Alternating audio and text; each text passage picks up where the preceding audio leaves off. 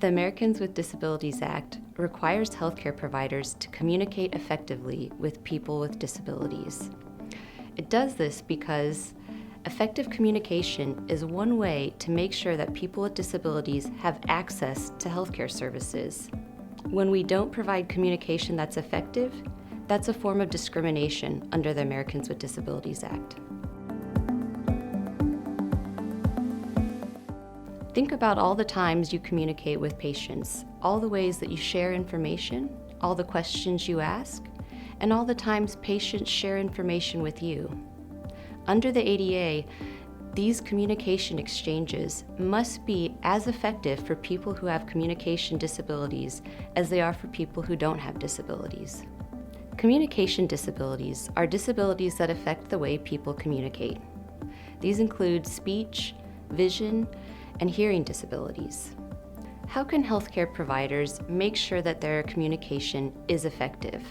We can do this by providing what the law calls auxiliary aids and services. You might also call these communication aids and services, or communication tools.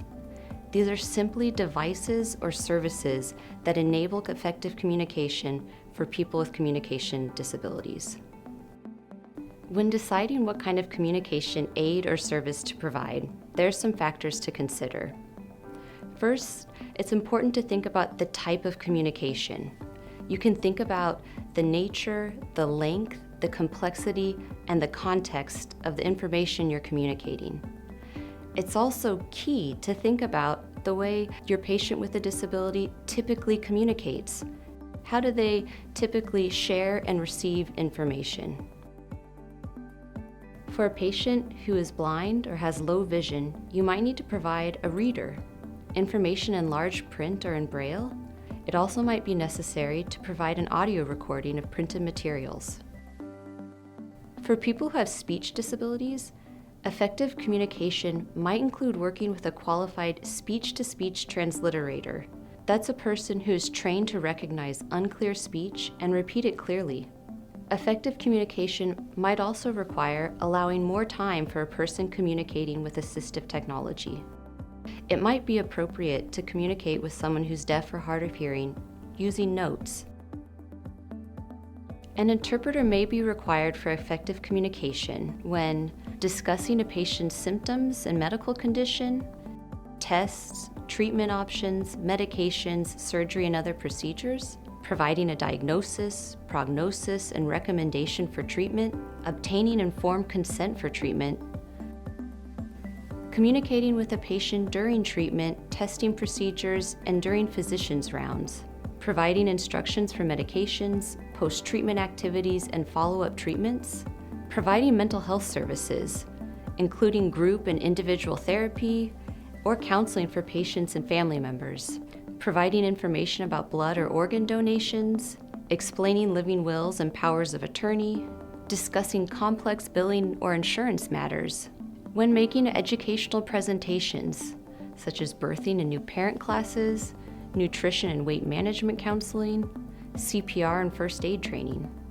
It's important to note that a qualified interpreter means someone who is able to interpret effectively, accurately, and impartially. In general, it's appropriate to ask patients to request communication aids, like interpreters, prior to an appointment. However, in emergency situations, you may need to provide interpreters as soon as possible. There are a few more things to consider when providing communication aids and tools. In order for the communication to be effective, the tools need to be provided in accessible formats, in a timely manner, and in such a way to protect the privacy and independence of the person with a disability. In order to provide communication aids and services in a timely manner, healthcare providers can use a communication assessment tool. The Department of Justice has example tools available online. It's important to note that healthcare providers cannot charge for providing auxiliary aids and services. That means you can't charge for providing ASL interpretation, other alternative accessible formats of documents. This is part of the cost of doing business.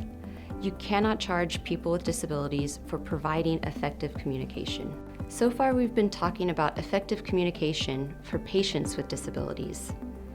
But the effective communication requirement, it doesn't just apply to your patients. The effective communication requirement applies to companions too.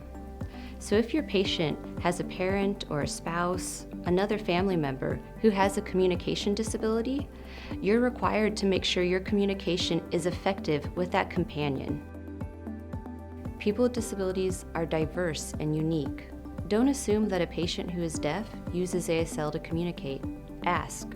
And don't assume that someone with a speech disability can't communicate. Allowing more time for someone to share and process information is another simple communication aid.